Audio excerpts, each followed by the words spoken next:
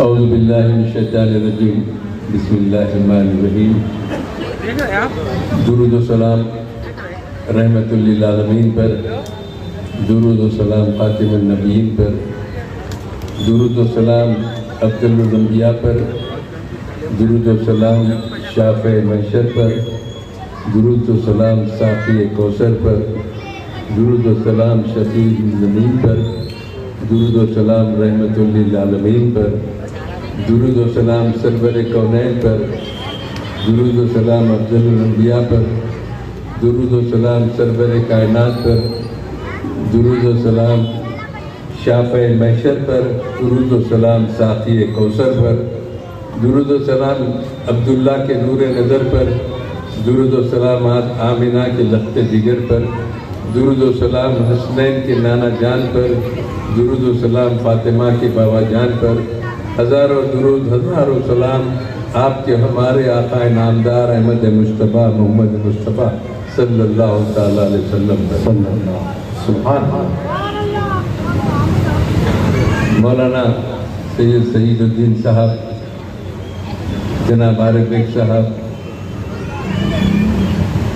دیش پہ تشریف فرما، تمام مقررین نعت خواں حضرات اور آج کے جلسے کے کنوینر عابد صاحب، حاضرین کرام، صرف تبرکاً آپ کے سامنے چند منٹ کچھ عرض کر کے رخصت ہوتا ہوں، کیونکہ سرکار کی محفل ہے۔ سرکار کی محفل میں شرکت بھی بہت تھوڑی سعادت ہے۔ اظہار خیال کا شرف تو اللہ عطا کرتا ہے، صرف محفل میں، کیونکہ سرکار کا جہاں ذکر ہوتا ہے وہاں رحمت کے فرشتوں کا نزول ہوتا ہے۔ اللہ تعالیٰ ارشاد فرماتا ہے کہ اے جبرائیل، میرے حبیب پاک کی محفل چل رہی ہے اور جا کے دیکھو کہ میرے بندے کیسا سن رہے ہیں۔ اللہ کی رحمت ان پہ نازل ہوتی ہے جو سرکار عالم صلی اللہ علیہ وسلم کی محفلوں میں شرکت کرتے ہیں۔ اللہ ان کو اجر عظیم سے سرفراز فرماتا ہے۔ یہ محفلیں رائے گاہ جانے والی نعوذ باللہ نہیں ہے۔ ذکر حبیب پاک صلی اللہ علیہ وسلم ہوتا ہے، اس میں شرکت کرنے والے کا اللہ تعالیٰ اس کی شرکت کو قبول کرتا ہے اور سرکار کے صدقے میں اس کو اپنے حفظ و امان میں رکھتا ہے۔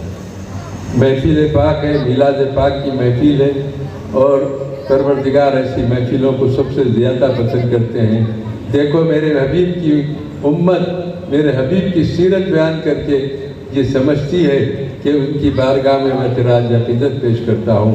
فرشتوں تم گواہ رہنا، میرے حبیب کی محفل میں شرکت کرنے والوں کی تمام کی شرکت کو میں نے قبول کیا۔ سبحان اللہ۔ اللہ تعالیٰ کا ارشاد ہوتا ہے، تو آپ اندازہ کیجئے رسول کریم صلی اللہ تعالیٰ علیہ وسلم نبیوں میں بڑے عظمت والے ہیں۔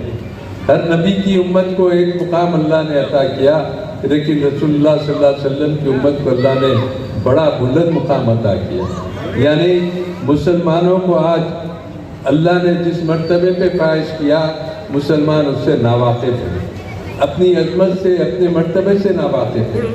ہر نبی کی امت کا ایک مقام، لیکن رسول اللہ صلی اللہ علیہ وسلم کی امت کا مقام سب سے بلند، سب سے افضل، جس کو مسلمان کہتے ہیں، اللہ نے بڑے بلند مقام پر ان کو فائز کیا۔ میں ایک واقعہ عرض کرتے ہوئے آپ سے رخصت ہو جاؤں گا کہ رسول کریم صلی اللہ علیہ وسلم کی عظمت کیا ہے، ان کی امت کی عظمت کیا ہے، یعنی مسلمانوں کی عظمت کیا ہے۔ حضرت عیسیٰ علیہ السلام ایک جنگل کے علاقے سے گزر رہے تھے، راستے میں خوبصورت پہاڑ پر نظر پڑتی ہے، سفید خوبصورت چٹان، بس ان کو دیکھ کر حضرت عیسیٰ ٹھہر جاتے ہیں اور پریشان ہے کہ اتنا خوبصورت چٹان میں زندگی میں نہیں دیکھا، بس پریشان ہیں، دگ ہیں، دیکھ رہے ہیں۔ تو اللہ تعالیٰ کی آواز آتی کہ اے عیسیٰ، خالی پہاڑ کو دیکھ کے پریشان ہے تم، میں بتاؤں کہ پہاڑ کے اندر کیا ہے۔ اللہ نے حکم دیا تو پہاڑ شق ہوا، دو ٹکڑے ہوا۔ اب حضرت عیسیٰ اور اچنبھے میں پڑ گئے، دیکھتے کیا ہے کہ پہاڑ دو ٹکڑے ہوا، اس چٹان کے اندر ایک کھجور کا جھاڑ ہے اور ایک آدمی حالت نماز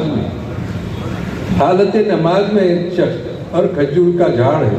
حضرت عیسیٰ اس شخص کے قریب جاتے ہیں، جب وہ نماز کے فارغ ہوتے ہیں تو پوچھتے ہیں کہ حضرت یہ کیا سلسلہ ہے، یہ کیا ماجرا ہے؟ تو شخص کہتا ہے کہ کیا بتاؤں عیسیٰ، یہ کھجور میری غذا ہے، میں کھاتا ہوں اور اس چٹان میں اللہ کے لیے عبادت کرتا ہوں، نماز پڑھتا ہوں۔ تو حضرت عیسیٰ نے پوچھا یہ سلسلہ کب سے ہے؟ تو شخص کہتا کہ 400 سال سے اس چٹان میں کھجور کو غذا بنا کر اللہ کے لیے میں عبادت کرتا ہوں۔ 400 سال کا عرصہ گزر گیا۔ حضرت عیسیٰ آسمان کی طرف نظر اٹھا کر دعا کرنے لگے کہ پروردگار، روئے زمین پہ اس سے زیادہ نیک، نمازی، پرہیزگار بندہ تیرا کوئی نہیں ہو سکتا کہ ایک چٹان کے اندر کھجور کو غذا بنا کر یہ تیرے لیے عبادت کرتا ہے، اس سے زیادہ پرہیزگار، متقی، نمازی بندہ تیرا کوئی نہیں ہو سکتا۔ تو اللہ تعالیٰ کی رضا آتی ہے کہ عیسیٰ تم کو نہیں معلوم میرا جو حبیب ہوگا محمد رسول اللہ صلی اللہ علیہ وسلم، ان کا ایک امتی 14 شعبان شب برات کے موقع پر مغرب کے بعد 2 رکعت نفل پڑھتا ہے تو اس کو یہ 400 سالہ نمازوں سے بڑھ کے میں اثر و جواب عطا کرتا ہوں۔ 400 سالہ عبادتوں سے بڑھ کے میں اجر و ثواب اپنے حبیب کے ایک امتی کو عطا کرتا ہوں جو 2 رکعت نفل پڑھتا ہے، اس کو یہ انعام و اکرام اللہ تعالیٰ کی طرف سے آتا ہے۔